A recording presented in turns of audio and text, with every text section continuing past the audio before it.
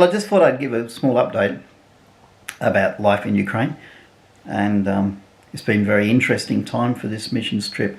Very difficult and different because of the war, but we've had some great, wonderful times of ministry with the church people and visits with good old friends, and it's been a real blessed time. We've had some interesting feedback from my sermons when people have said that was just the sermon they needed to hear at that particular time. And that's always wonderful to me, to think that I can go to a meeting and there's a stranger there that I've never seen before and I can speak a message that speaks into their heart. So it's been very encouraging. Other times we've seen where we took some help to Coval Church, and we took this special woolen, like a body blanket for little tiny babies, and you put them into like this sleeping bag. It's all wool. And this lady was saying that they'd been looking in the markets some days before for something like this for their baby, but they couldn't find, and it was too expensive what they could find. And when they came to church, Alexay gave them one. And I just think, thank you, Jesus, that we can do that for people, that they can be thinking about something, have a need for something, and then we're able to help them with not understanding that they need it. It's just like, wow, God, you're so good.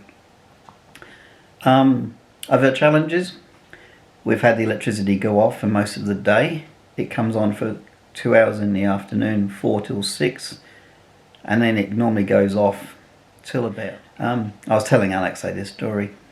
I was laying in bed in the middle of the night, sleeping, and I don't sleep well, but I was sleeping, and it's like there was this light coming into my mind, like I was having a vision. It's like I was laying there asleep in my bed, and this bright light was coming into my mind, and I thought, oh, maybe this is a vision from God, and how exciting. And I opened my eyes, and it was just the light. I'd left the switch on when the power went off. In the middle of the night, the power came back on, and the light was back again. So that's one funny story. Another funny story is Kerry always helps me. She's my administrator, my secretary, my helper. A big help when she's with me all the time. But this trip, I'm by myself. And anyway, I have some tablets for blood pressure. And I have a white tablet and another colour tablet. And I also have in my bag some sleeping tablets that I got for travelling on an airplane, just to try and help with jet lag. And I discovered that I'd been taking the wrong tablet for about 4 days. I'd been taking the small white tablet, which was a sleeping tablet, and not taking the blood pressure tablet because I got mixed up. And I was wondering why I was feeling so tired. So I would be getting up in the morning and take my blood pressure tablets, and then I'd be so sleepy I'd have a sleep for 2 hours later. And so I wasn't getting out of bed till 9 or 10 o'clock in the morning. And what a funny thing that is, not taking the right tablets.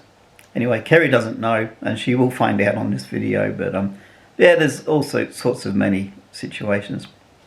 Alexay has just spent 4 days trying to get money from the bank. We needed some money. We're going to the pastors' conference in Kiev, and we're arranging to take some food for the pastors. Pastors need food, just like everybody, like the refugees. The pastors are struggling. They have needs as well. So we're taking some supplies to the conference to give to the pastors as they meet together for the convention, pastors' conference in Kiev, and I'll be speaking there as well, which I'm looking forward to. But we're taking some help, and Alexay's been trying to get some money we've sent from Australia for this purpose, and he's been trying to get it out of the bank for 4 days. It's been so difficult. You stand in a queue for 2 hours, then the electricity goes off and they say, sorry, we can't help you, and come back tomorrow. And so for 4 days he's been trying. Today he went like a good hour or an hour and a half early before the power was on, waiting in line. And then when the power came on, he's still waiting in line. There was an air raid which made it late again. They couldn't serve customers. And eventually he received the money that he needed to get out. And it took like 4 hours. So I was walking on the street in Kremenets for an hour and a bit walking around, just looking, having some fresh air and some exercise. But it was very cold. Then I went and sat in his car. For the rest of the time, it was even colder, so it's been quite an experience. So, you know, I can understand a little bit of the hardships that people are facing, but only a small bit. Anyway, there's some news, and things are going very well.